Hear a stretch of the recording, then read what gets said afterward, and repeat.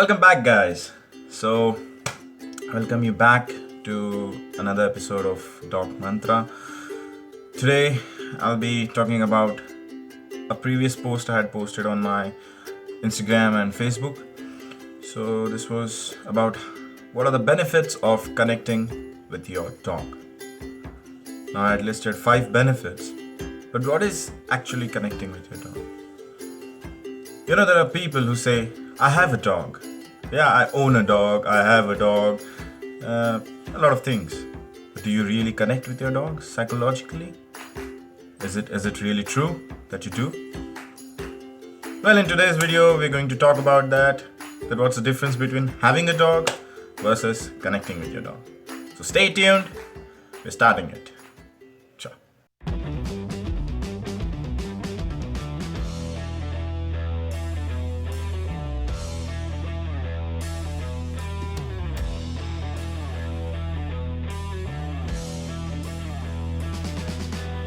So, you know what that previous video was about? It was the person saying, I have a dog. I own a dog. You know, I provide all the luxuries I can.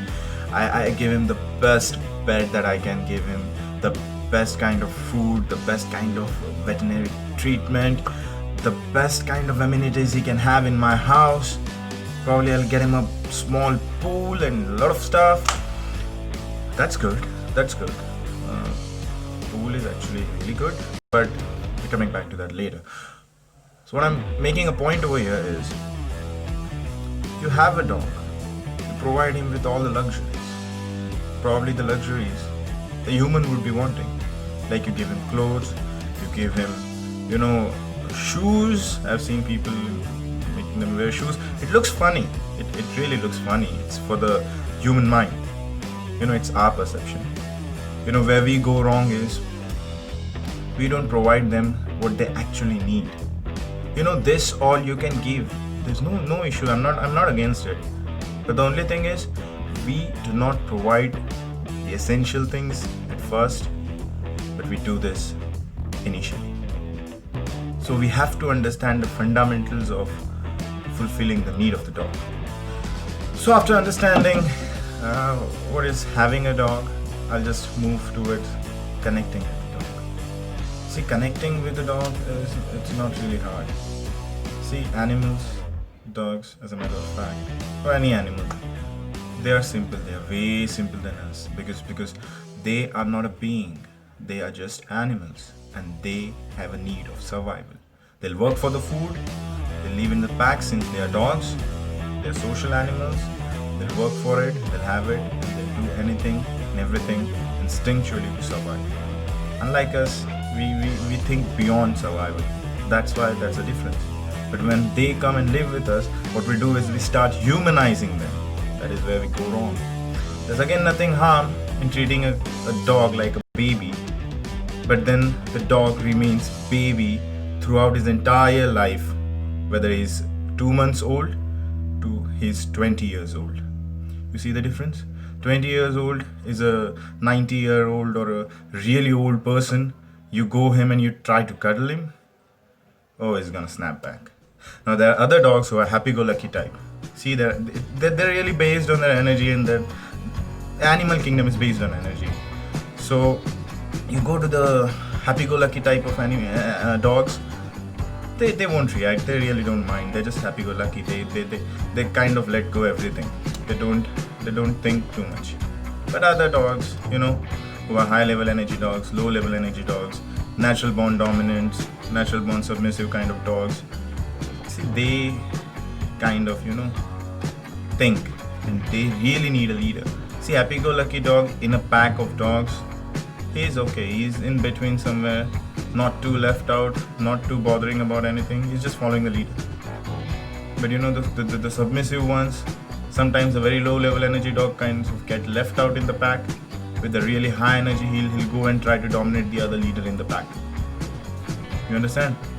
So when they come and live with us, we need to provide them leadership. Leadership, I don't mean punishment kind of leadership. That's a big myth. You get it, it's a myth. We don't use punishment. It's just that it's a calm, confident, assertive energy that you provide him. Leadership you need to guide, direct, and motivate a dog towards stability and harmony. That's it. So that's what you need to connect, See, connecting with the dog is just providing him with the essential necessities. Not being only food and veterinary care, and not only your love. It means a proper fundamental formula for him, which is you give proper walks. That means, any kind of walks. It's just that the walk has to be perfect. It's a part of an exercise, but you cannot, substitute it with, just running with the dog, leaving him out in your backyard or on your terrace or whatever. You have to do the walk the correct way. That again doesn't mean you have to keep him always to your side and like that. It just you have to lead, he has to follow. He has to follow calmly. As a reward, you give him time to relieve himself, give him time to explore. It has to be a proper balanced way, I'll talk about mastering the walk in a next video. Okay, after walks, you do the disciplining part. Disciplining is just, setting certain rules, limits, boundaries in your house. It's just like if you don't want him to enter the kitchen, you just make him not to enter the kitchen. See, it's a step-by-step process. If you can master the walk, you can definitely discipline your dog in the house. And every time you don't need to lure him with treats. See, that is again a different kind of thing that I keep it to another video about positive reinforcement. But right now, disciplining is what I personally mean is sometimes you try and go and give the food. You just don't excite the dog and give the food right in front. You wait for him to sit, look you in the eye, not near the food, so that keeps the obsession a little at low. Then you give the food once the brain is calm. So you practice calmness in the house. That's stability. After that, you can shower your absolute love on the dog. But then again, you have to keep a balance. So you have to exercise him well, you have to provide all the rules and regulations, and then you have to give your affection. That's of course. Affection not only includes your petting and cuddles, but it is also, mixed with the food. Affection can be, leaving him off leash for a playtime. Affection can be anything that excites the brain, that creates happiness to the dog. That is just a kind of reinforcement in a positive way. Anyways, after this, the basic thing you've provided, you are a next step to connecting with your dog. So all these things you follow to guide, direct, and motivate your dog towards stability and harmony. That's how you connect with your dog. Thank you so much. Until next time.